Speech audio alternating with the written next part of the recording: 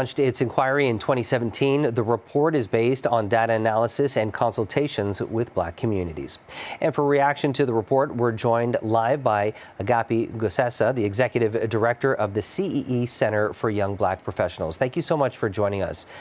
Obviously, I think, Agapi, for a lot of people that are not surprised by the results of this report, what was your reaction to it, and also your reaction to some of the recommendations and how this will improve things?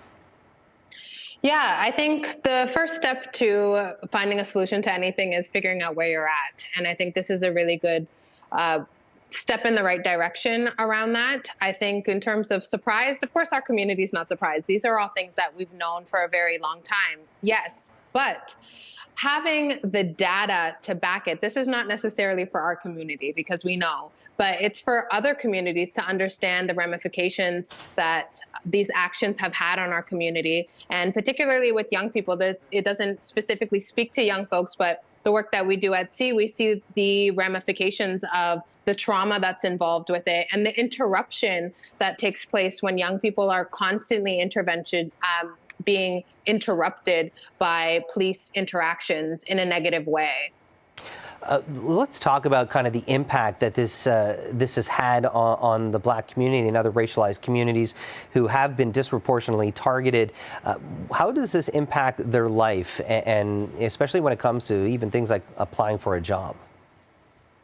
Oh, for sure. I mean, conflict with the law, folks know it causes issues not only with your emotional well-being. I mean, I think part of the validation of this is that we have data to back up what people know that they have been feeling. It's not just a feeling anymore, it's actual facts. And so I think the ramifications, particularly for people who might be going about their day normally and constantly being interrupted, it changes where they would be able to apply for jobs. A simple stop and interaction with the police on a consistent basis. Our communities are constantly being over-policed. When you look, you'll find. And so therefore, it prohibits people's ability to apply for particular jobs. It stops their upward mobility. It affects their mental health and their ability to navigate in the world. And so the trauma of it all, is long term. And those are things that we're not necessarily thinking about. It is something that our community has to deal with, and organizations like ours are trying to address that. Gabby, I want to get your reaction to, when carding was, front and center in the news. One of the things that police said that this was an integral part of intelligence gathering to make our streets safer. A lot of the implementation of the TAVIS program, which was the Toronto Anti-Violence Intervention Strategy, that came about after 2005, what was known as the Summer of the Gun. And when that was implemented, we saw an incredible reduction in gun violence by about 32% from about 2005 up to 2014. But when TAVIS was essentially eliminated, we started to see an increase of that gun crime up over 160%.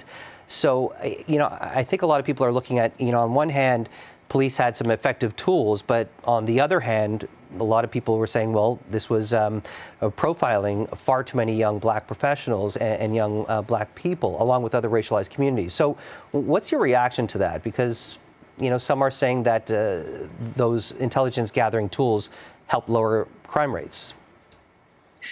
I respectfully disagree with that, because out of the Summer of the Gun, C Center for Young Black Professionals was born. The 24 legacy initiatives that the Black Youth, the Youth Challenge Fund had created, which was the province and United Way coming together and trying to have young people solve the problems in their communities. So the Summer of the Gun actually brought more resources into community for young people to solve the complex problems that they were facing. There was, and C is a testament to that, the entire inception of us came out of the Summer of the Gun. And so I think policing isn't the only answer to being able to have better outcomes. And we saw over the years that the investment in organizations that were working on public safety, doing things that are productive, arts-based programming, career development, workforce development programs like ourselves, you saw over time that investment started to thin.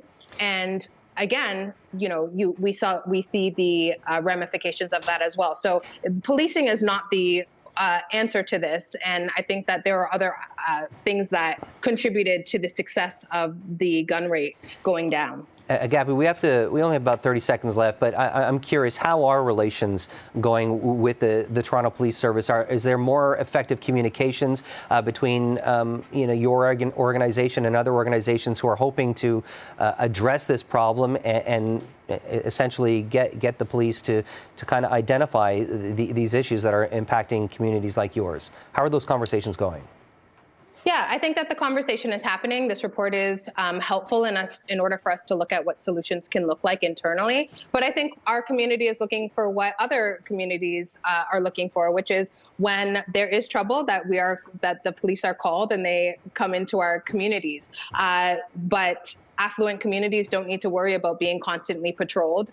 When the police are called, they arrive, and that's probably the only time they see them. And so I think we're looking for that type of response and an understanding of the effects that this type of behavior has on our communities.